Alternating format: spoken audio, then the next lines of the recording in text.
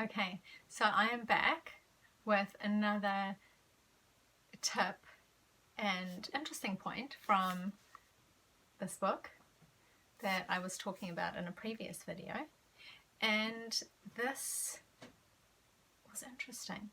So self-critics often undermine the closeness and supportiveness in relationships that they so desperately seek.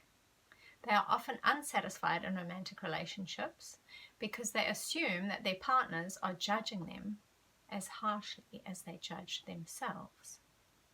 Then they often overreact to a fairly neutral statement and engage in unnecessary conflict.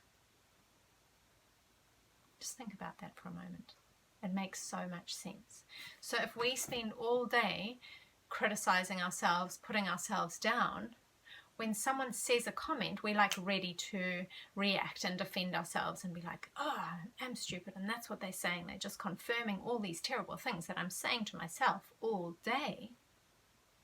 Versus if we shift more and more into a space where we're in either a neutral space towards ourselves or really compassionate and cheerleading ourselves on, we're training our brain to see that more when others are speaking to us. We're going to interpret people's comments towards us from a more compassionate perspective.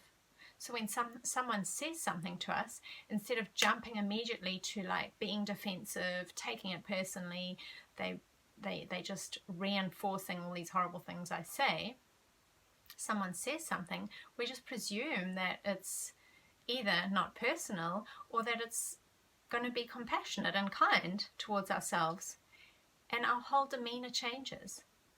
That is changing our reaction in our everyday moment to moment with not just our significant romantic relationships, but our family, our friends, someone you interact with at the gas station.